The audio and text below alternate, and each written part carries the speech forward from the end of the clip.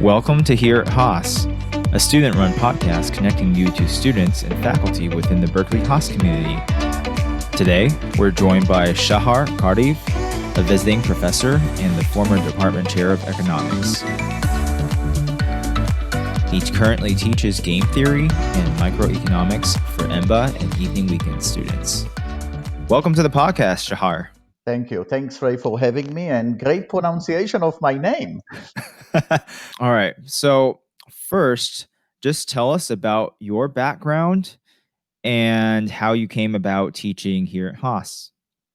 I was born in Israel, and I started when I went to undergrad, I wanted to study math and physics. Mm-hmm. But for reasons that it will be too long to get into, I ended up basically in my first semester of undergraduate, I ended up that I was only able to audit one class. And the only class that fits with my schedule was a higher division elective on game theory in the math department in Tel Aviv University. And this was a life-changing experience. I said to myself, oh my goodness, you can actually describe human being in terms of mathematical modeling. And this caught me immediately. So I did my undergrad in economics, and then I liked it so much that I also did my PhD in economics at NYU in fields that we call decision theory and game theory. We can discuss them later.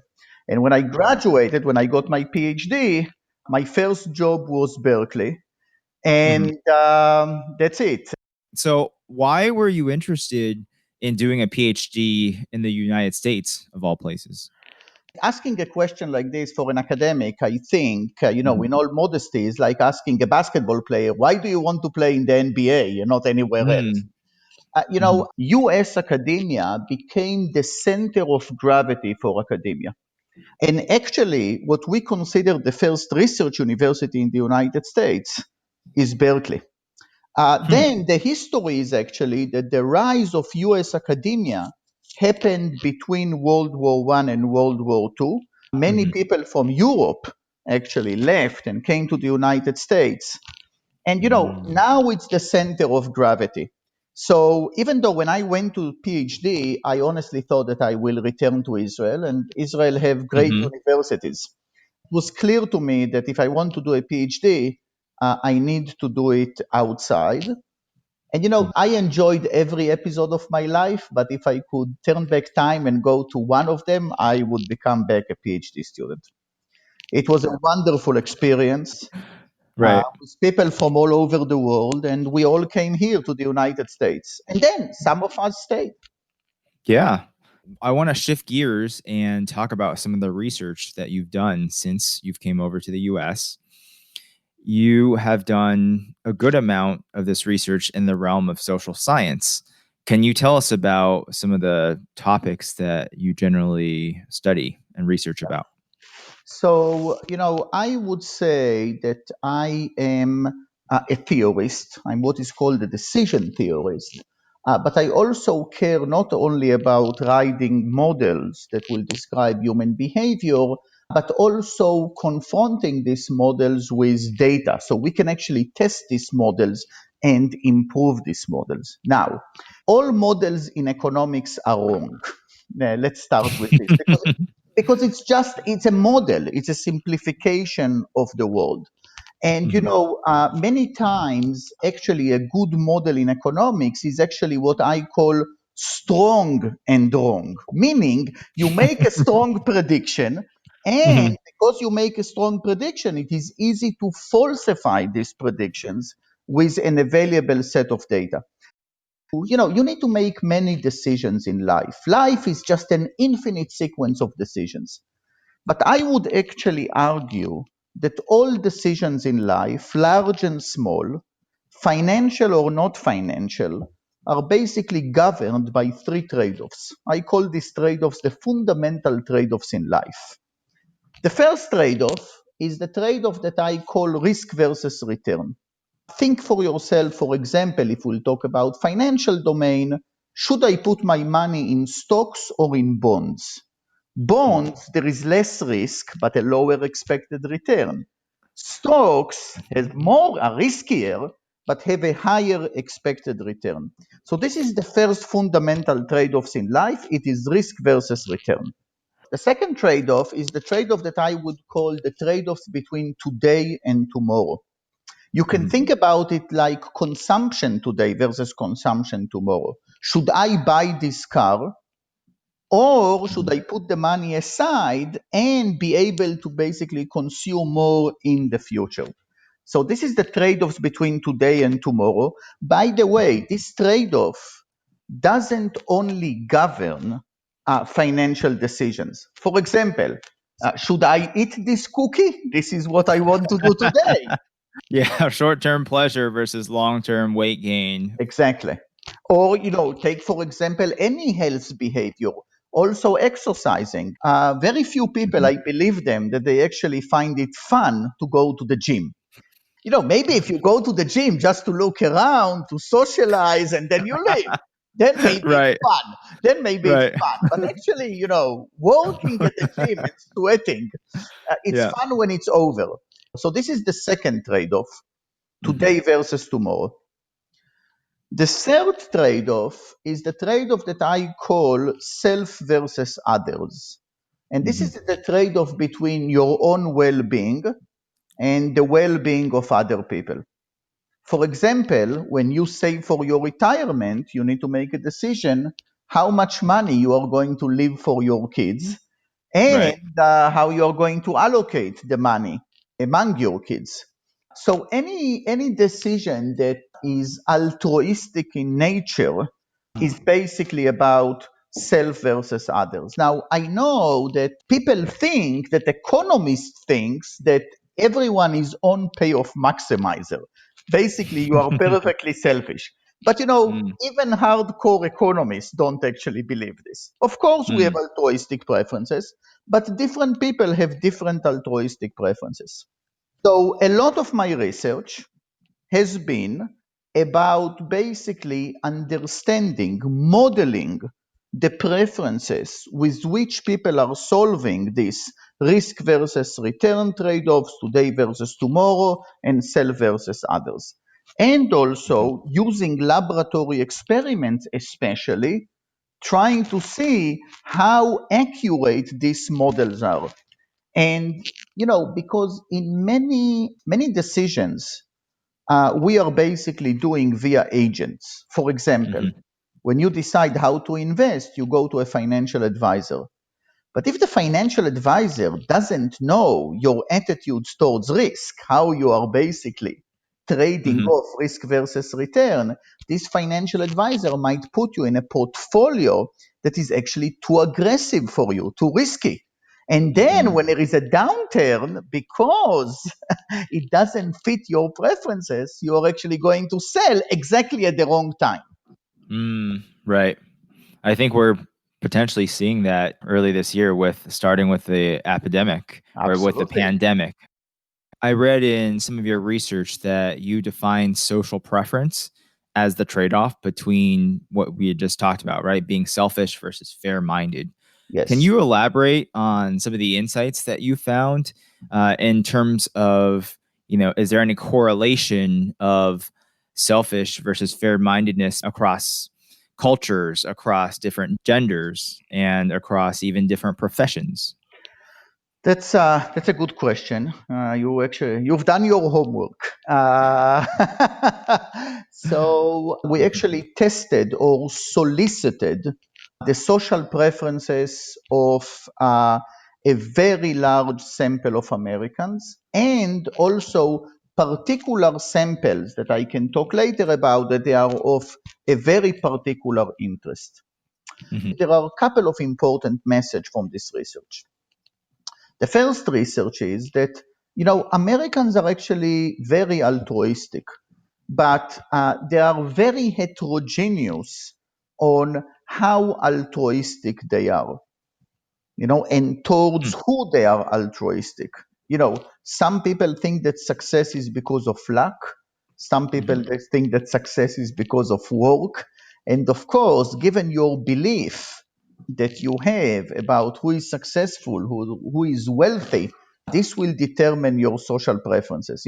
People that actually believe that if you are poor, you probably either been unlucky or you actually had a bad starting point are of course more likely to be altruistic than people that thinks that if you are poor, well, you didn't work hard enough.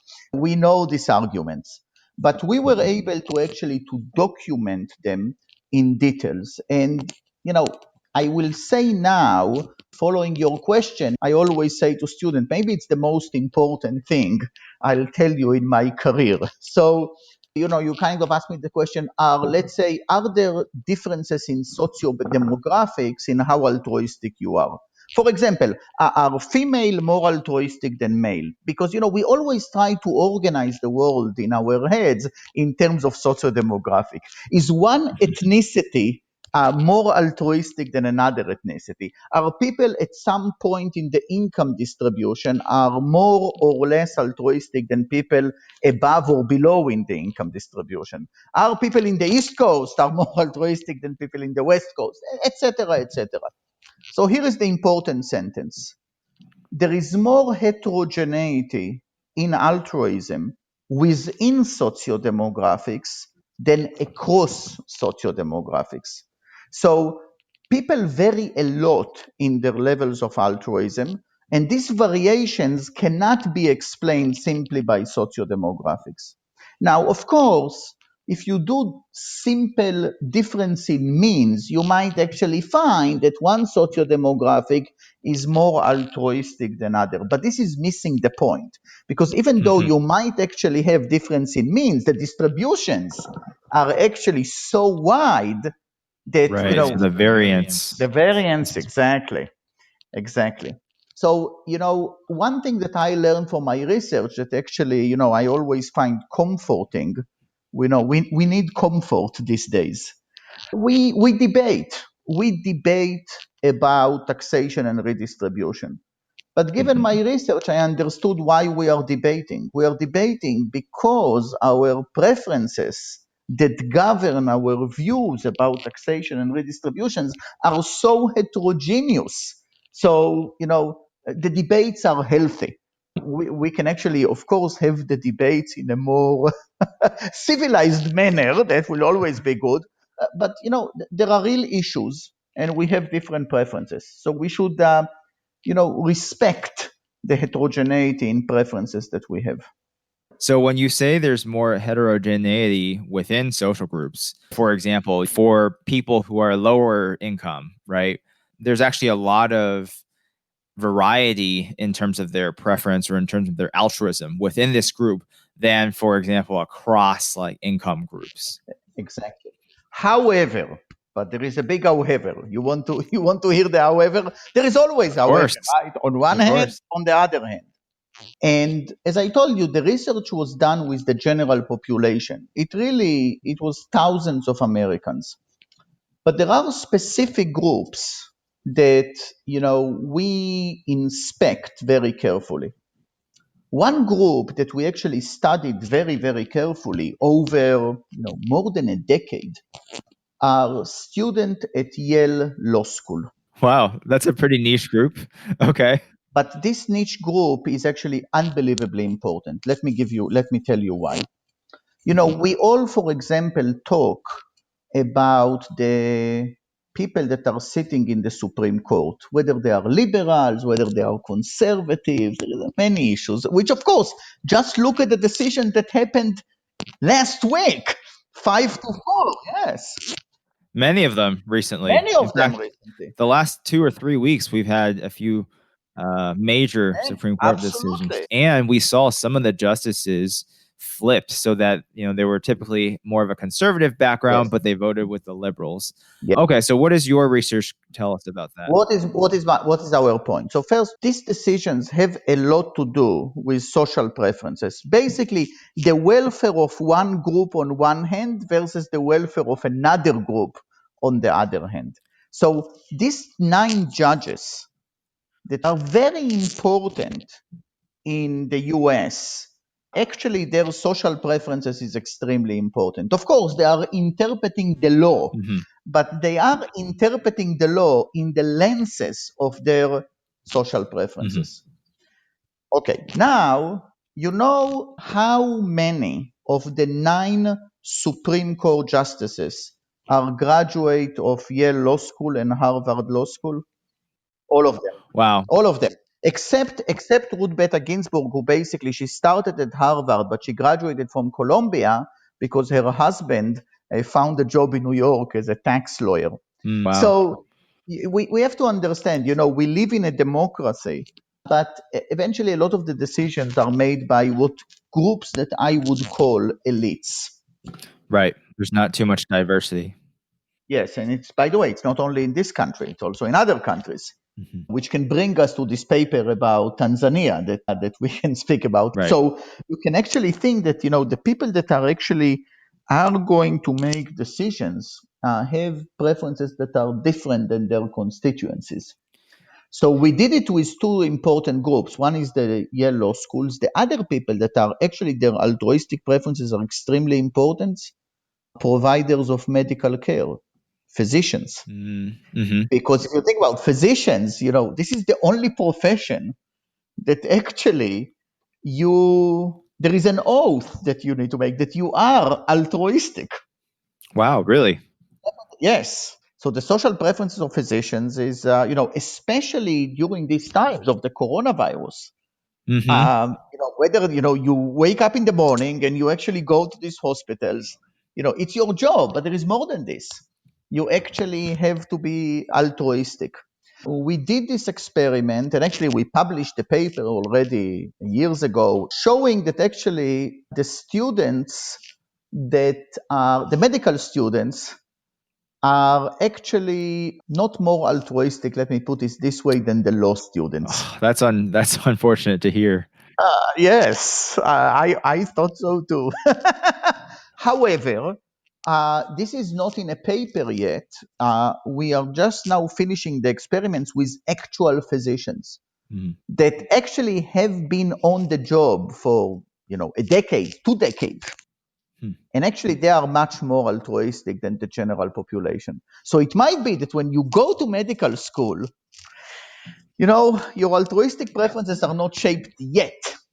But after years on the job, you learn something. Preferences change. I didn't like sushi, and now I cannot live without sushi. So my Right. preferences changed.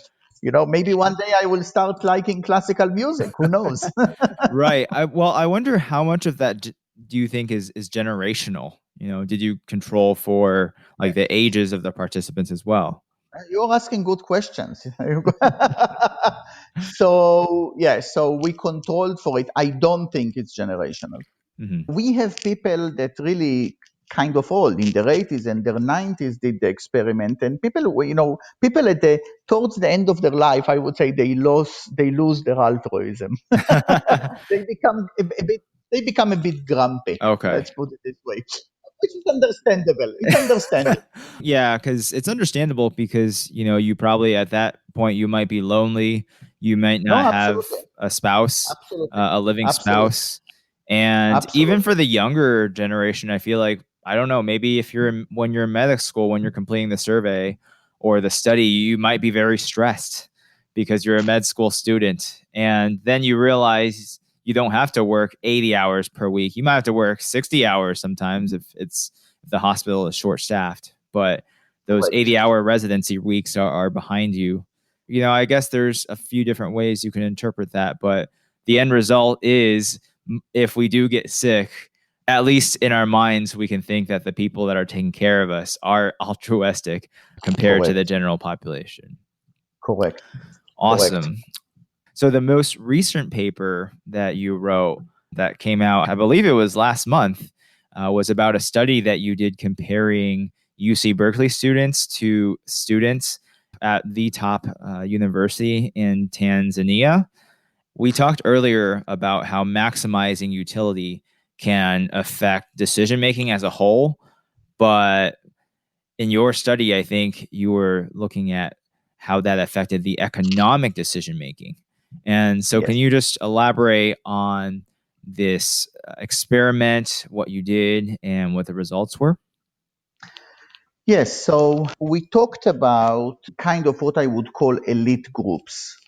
And, here you basically see that the leadership is coming from schools like Harvard, Princeton, Yale, and Berkeley. Mhm. In Tanzania, they all come from the University of Dar es Salaam. Mhm. So, the president, the prime minister, they are all graduates of the University of Dar es Salaam. So even though the Berkeley student and the University of Dar es Salaam students, they are very different. They are coming from different backgrounds. They represent the same slice Mhm. in their respective societies. This is the slice that we know from research in development economics. This is the slice that actually should get the economy going. Mhm. These are first decision makers, second the engineers. So we wanted to compare these two groups of students that again, they are very, very different.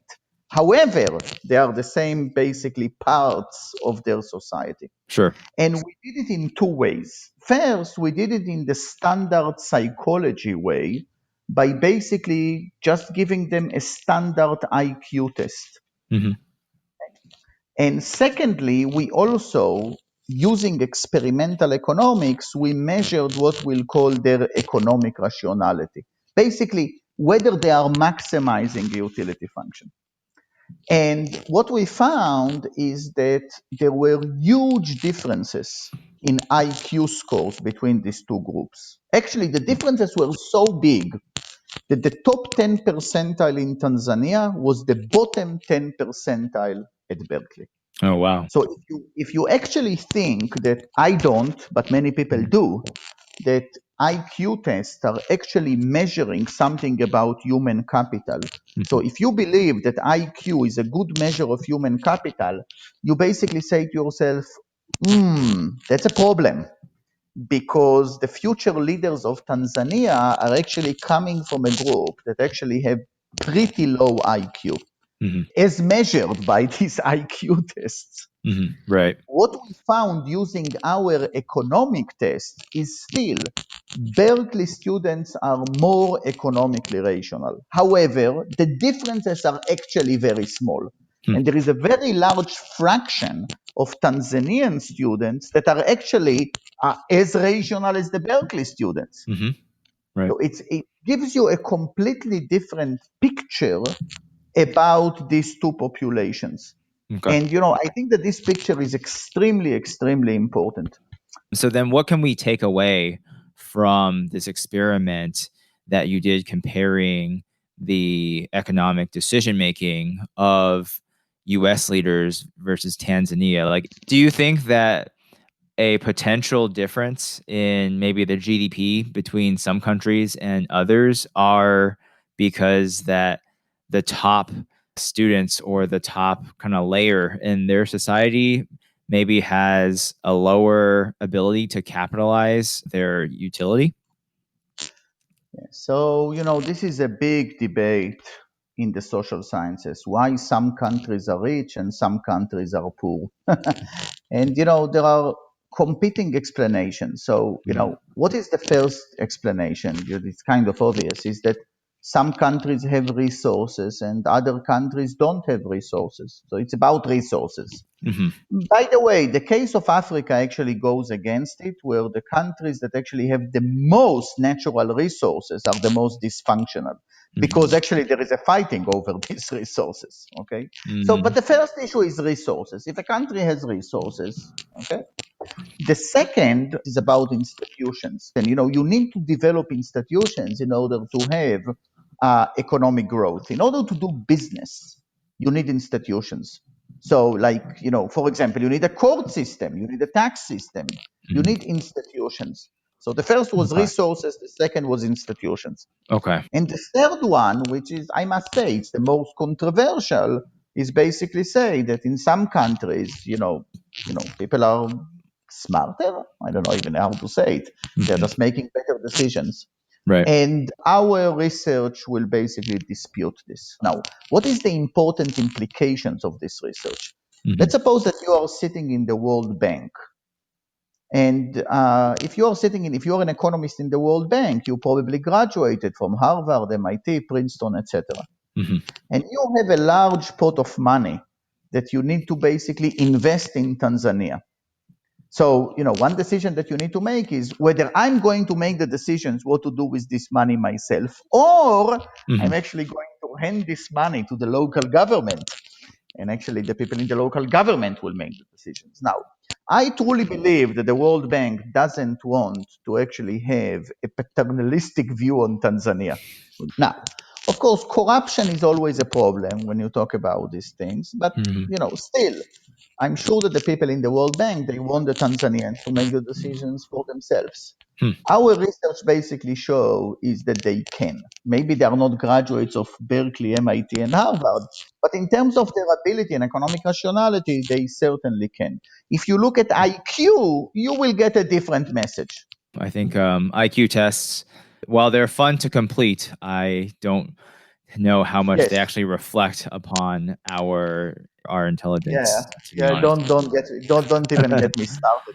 I was actually in Tanzania and I saw this IQ test given. These IQ tests are multiple choice tests. And what I found very funny is that people in Tanzania ask me, why are you giving us this answer? Are you trying to help us or confuse us? They are not used to take multiple choice tests. Okay. So there might be an advantage if you've been exposed to this method of testing that's not controlled for. Exactly. Okay. Fair enough. Thank you for sharing some of your research with us, Professor. I think what I want to talk about next is just your career teaching at Haas. We talked about the pandemic. We're recording here in the 1st of July and still somewhat under a quarantine. Obviously, your classes have moved remote, as with almost everyone at Haas, and probably a lot of teachers, professors worldwide. What do you find to be most challenging about teaching remotely? I rather teach in the classroom, but I wouldn't say that I had any challenge. The only challenge is that I bought myself what I had to buy. This was the only challenge. I bought myself a whiteboard, to home, but this is a very small whiteboard. So I have to erase all the time. So it's like exercising. So I'm more tired. Right. Instead of doing bicep curls, you're moving the eraser. Exactly. So the second thing that I had to buy, because I wanted people to actually see my whiteboard, and now it's radio, so you cannot see my whiteboard, but I can send you a picture. We can put it on the show notes. Don't worry. Yes, okay, that's what we'll do. I'll send you a picture of my whiteboard. It's like these small boards that you give to kids that they can draw. That's my whiteboard. Right. I'm sure you have all the colors, right? But, the different markers. Oh yes, absolutely. I'll also show you this. And so the biggest challenge, I had to buy a camera which is better than the kind of laptop camera. So I had to buy it when the quarantine started, and this was very difficult to find because everyone needed these cameras. Right. So, but after I found my camera and my whiteboard, I must say, I miss the face-to-face interaction. What we are doing now, I'm teaching now, basically when we are taking a break, we are continuing the discussion. But it's not the same because, a lot of the fun of teaching adults, MBA students, is the interaction. But, we do what we can. And I think this was just fine. What have you found to be some of the better ways to engage students remotely? Because I get you, right? Like when you're in person in the breaks, you can talk to students individually in small groups, but online, usually even if you create breakout rooms during breaks, people want to use the restroom. They want to go walk their dog. They want to get a drink. Yes. I'm talking non-alcoholic, of course. Absolutely. But you're adults. You can have a beer in my class. That's fine. Okay, we'll have to leave that part in. What are some ways that you found to best engage with students? Okay, so I actually think that the best way is doing it low tech and not high tech. I'm not breaking into rooms and there is no hand waving. There is basically let's try to do what we do in class, just with a camera. Take the kind of old-fashioned whiteboard and basically take a pen and write on the whiteboard. And we passed the half of the game theory course that I'm teaching over the summer, and based at least on the mid-course evaluations, people love it. And I like it as well because I'm not sitting on my butt, speaking into the Yeah. computer. I'm actually, I'm standing in front of a whiteboard talking to the window and there are trees. So I pretend to myself that there are people on the trees, but Yeah. You can meditate, exercise, and learn economics all at once. absolutely. Absolutely. So I think we have some listeners that are going to be in the class of 2023 incoming students. And I want to switch and talk about microeconomics, just the class. What are some key concepts covered in microeconomics? The course is actually, I would basically think about the course less as microeconomics. I would actually think about the course is actually using economic tools to provide you guidance into decision making. And this is, I think, is what the course is all about. Let's think about engineering. Suppose that I was an engineer and I told you I designed this bridge and I guarantee to you that I never wrote even one mathematical equation when designing this bridge. Would you drive on this bridge? Probably not. Probably not. Why? Because you'll say you can only design a bridge using mathematics. Otherwise, who knows whether the bridge is actually strong enough? Now, in managerial decision making, I actually think that the more we use mathematics, meaning economic tools, we are going to build better bridges. Mm, So, this is the okay. entire thing that the course is about. The purpose of this course is to give you tools to actually make better decisions. One of the things I learned in the class that I took with, I think, Jim Saley, one of your colleagues, Mhm. is the sunk cost. Well, And so, sometimes, especially during this pandemic, sometimes if you pay for a monthly benefit at the beginning of the month, and then we go into quarantine or shelter in place, you don't get that money back, but it doesn't mean that you should make decision based absolutely. off of that. Absolutely. Jim did well. If you remember this, Jim did well. Absolutely. Absolutely. So this year, this fall, we're going to have this class remote for the first time in a while. How will the curriculum be different than years past? Nothing will be different. Let me first say that every year is a bit different. What Mhm. do I say is a bit different? I would actually say that, about 20% of the class is what I call optional topics. It's the Mhm. last 20% of the class. And during the semester, we kind of understand each other because, we can do infinite amount of microeconomics. But, we have 20% that we are actually doing, based on, I would say, general interest. Mhm. And for us, business as usual. It's just that that there Yeah. are no changes whatsoever. All right. So I know you also do some extracurricular work. I think one of the things that you do is work with the Berkeley research venture on X Mobile. Can you share a little bit about your work? Sure. So, Xlab is the Berkeley Social Science Laboratory. It basically used the Coast campus, but it's located at Haas. It's in the business school. And, before I became department chair, I was also the director of Xlab. I was the faculty director of Xlab. We basically, instead of people going into experimental laboratory, which is like a room with computers, we actually wanted to move the laboratory to the mobile. And now we are talking about the early days of mobile. Mhm. Why? Because let's suppose that I'm doing an experiment with you about your food preferences. It is one thing to do it with you when you are sitting in the laboratory after breakfast, but it's another thing to do it with you. Well, basically, I know from your cell that now you are going into a restaurant to eat lunch. The experiment will be that I'm going to give you a coupon for a healthy food. So I want to see whether it changed what you are actually doing. So basically, what Xlab Mobile did, they brought experimental research into the field, into the real world, out of the computer lab, and into the point of decision. So I know exactly when to actually interact with you. And this was a joint project of people that this was a lot of fun to build. And I'm very happy that other people are now using it, including students.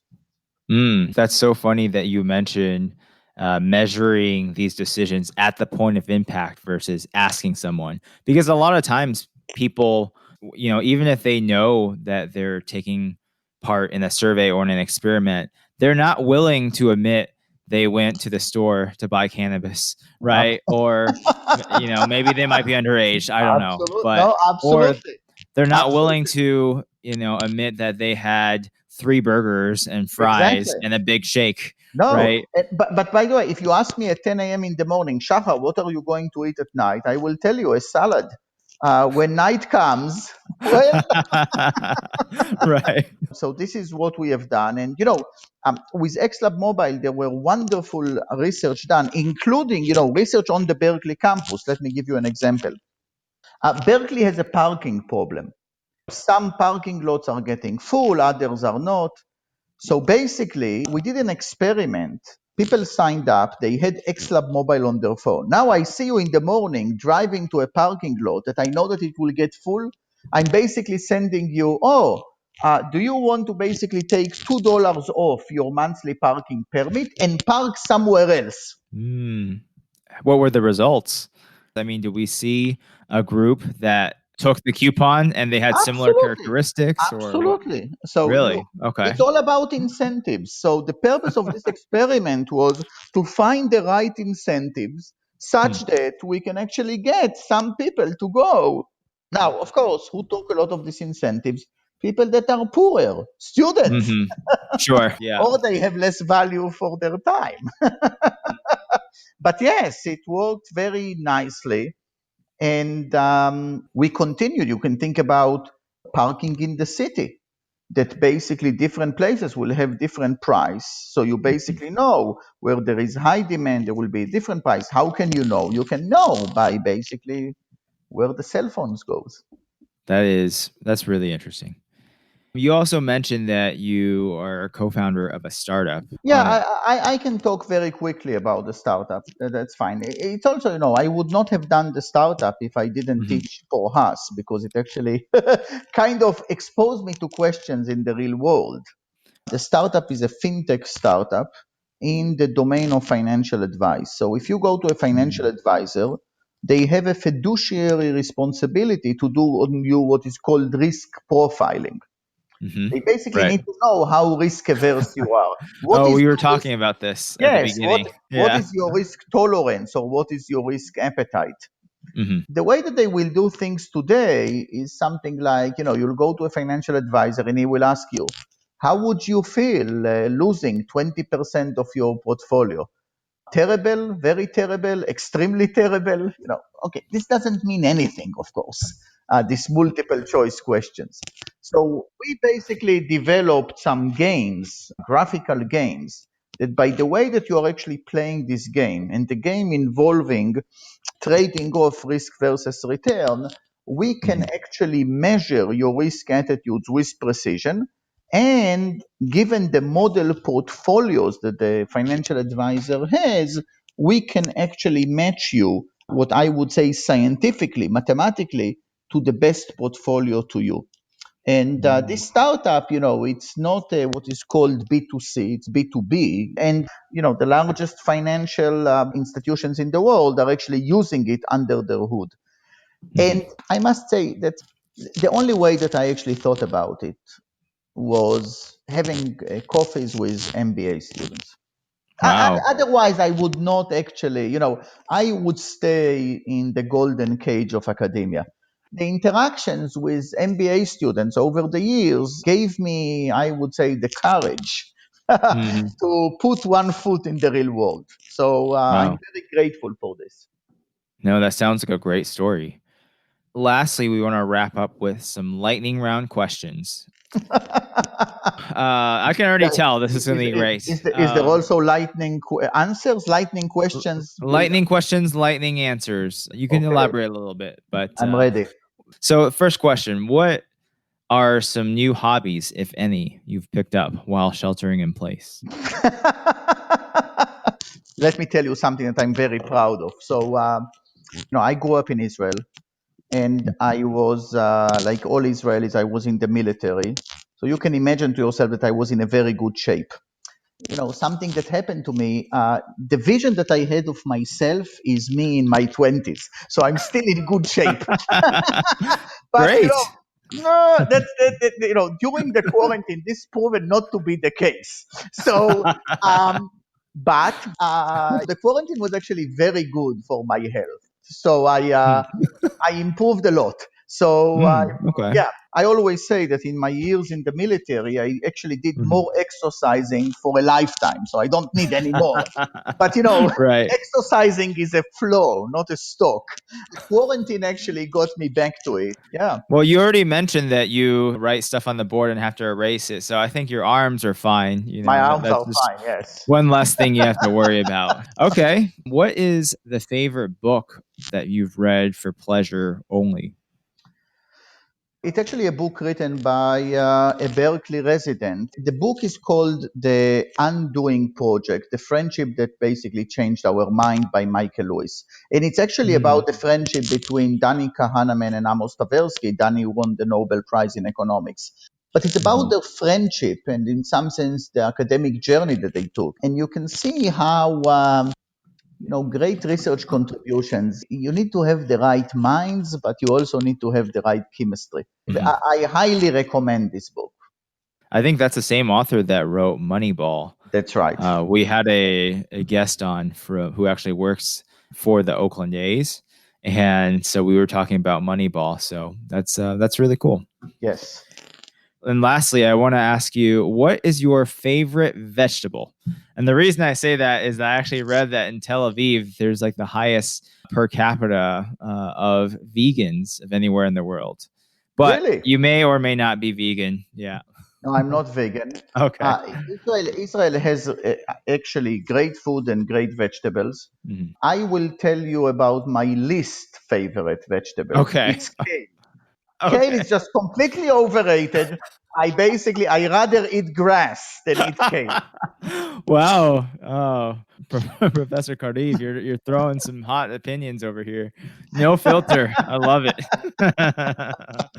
Yeah, I hope I'm not offending kale. I would say if this was 5 years ago, kale is super popular. Somehow I think it's lost its popularity to maybe avocados. And other vegetables. Avocado. Yeah. Maybe it's my campaign against kale. Yeah, exactly. All right. Well, the last question for you is for listeners of the 2023 class, what would you say to them if they're listening to this in preparation for your class? I always say that classes at MBA must be useful. But in order for things to be useful, they must be fun. And if you don't have fun in the class, come and tell me. It won't hurt my feeling. Don't worry. My self-esteem is so high that it's impossible to insult me. Yeah. But if you don't have fun, then there is no learning. There is no learning without fun. So it has to be fun.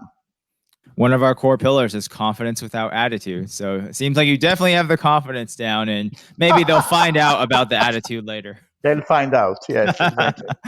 All right. Well, it's been a pleasure having you on the podcast today, Hey, Professor. thank you very much. That was great. Thanks for tuning in to another episode of Here at Haas. If you enjoyed our show, please subscribe to us on your favorite podcast player and give us a rating and review. If you want to hear more about alumni perspectives, check out our sister podcast, One Haas, or you can subscribe to our monthly newsletter at onehaas.org. That's spelled onehaas.org. I'm Ray Guan, and we'll see you next time here at Haas.